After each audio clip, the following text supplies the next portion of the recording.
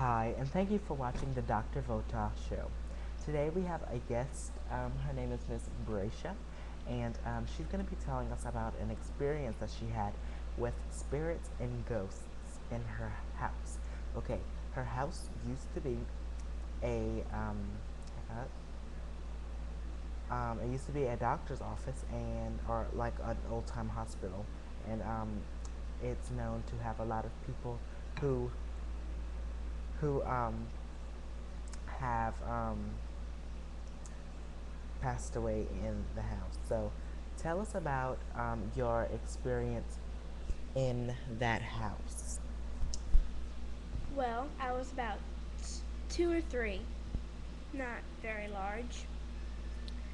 Me and my dad were asleep on the couch, and my little cousin Braden was asleep on the other couch. My younger brother wasn't born yet, and neither was my younger cousin Adam. He was not born yet either. Well, while we were asleep, my mother and my Aunt Candy were sitting in front of the fireplace and they were talking. Then they heard something jumping on the bed, and there was nobody in that room. And then I could remember about one day my mom was cooking dinner. You could see half a face on by the pantry door, and then the pan just flies up and then falls on the floor. Then one day, um, let's see, there was a little girl, and I was in my bedroom, and I had some Mardi Gras beads around my neck. She tried to take them off, but she didn't really take them off the right way. She almost strangled me, but not on purpose. Then while my mom was passing by the Okay, door, wait.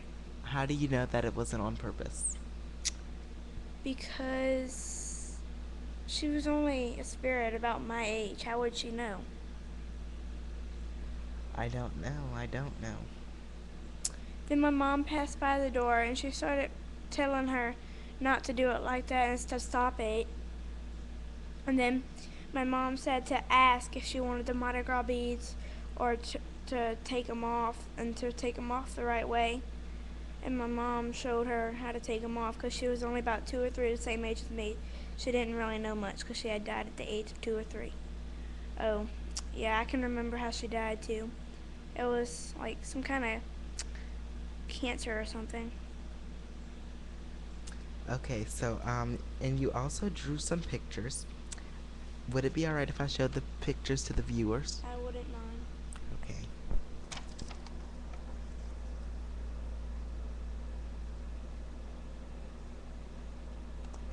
And can you tell us what this girl represents? The girl represents the ghost girl that was in the house. Even though it doesn't really look like her, it just reminds me of her. And the heart with the sword through it, It's bleeding. bleeding.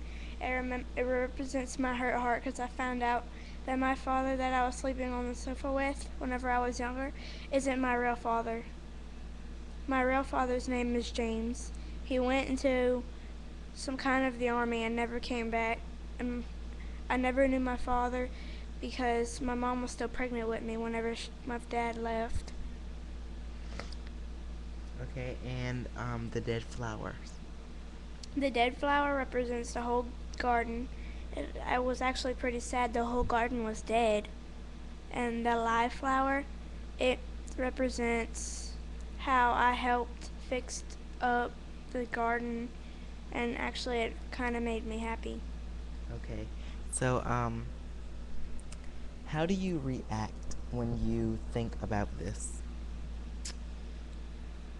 About what certain type of thing? When you think about the spirits that were in that house? I think kind of sad because there was a lot of memories in that house, and especially the spirits. They locked us out of the house sometimes, and they would lock the windows sometimes too. And sometimes they would open the windows and put the lights on and off almost every day. And actually, they would take my crayons and write stuff on the walls too. Wow. And do you have any kind of certain thing that helps you, like, for trying to like not forget about it, but like helps soothe the memories of it? My daddy, Bill, that's the one that I was sleeping on the couch with. He raised me practically my whole life, so I actually do kind of see him as my real dad. I love him very much, but I don't get to see him because him and my mom are divorced. And my brother is only my half brother because my daddy, Bill, well, helped make my little brother. Oh, so I understand that, but do you do any like certain kind of remedy or anything that like helps you like not like lose your mind? Because I know if I had a bead wrapped around my neck and a ghost was trying to kill me with it, I would have to do something to like um, vent out that steam. 1 second. Okay, and this is like serious. Like there's no joke about This is this. no laughing matter. I'm only a 10-year-old girl who has very serious problems. Executive A. It's a straw with string in it. It kind of reminds me of the little girl. My mom told me I started doing it right after we moved out of that house. It's not my fault.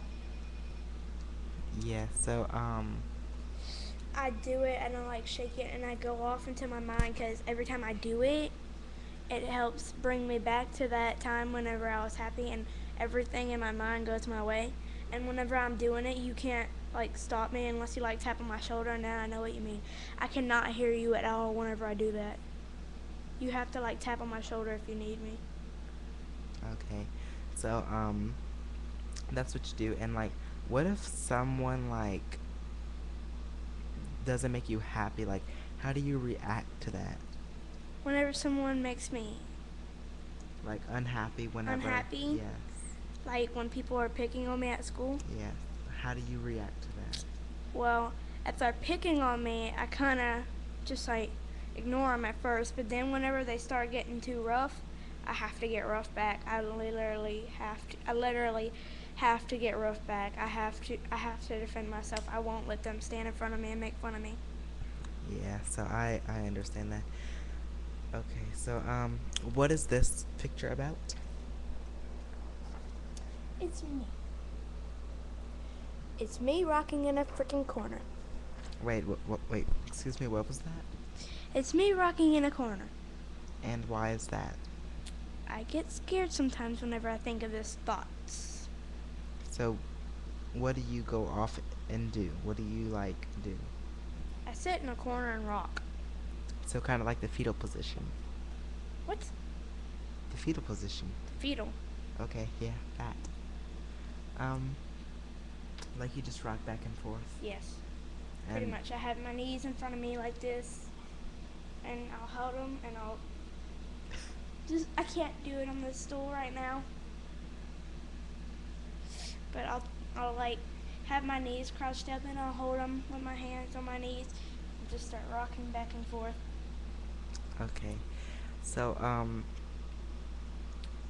I wouldn't advise you to like constantly think, is this something that stays on your mind all day? Pretty much. Yes.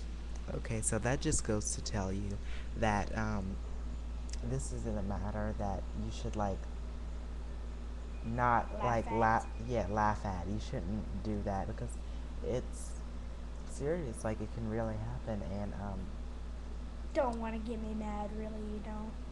yeah, we didn't need that. But thank you all for watching. Thank you, Ms. Bracia, for coming on our show, and and thanks for coming on my show. And I hope to hear from you again in one of our later shows. Bye.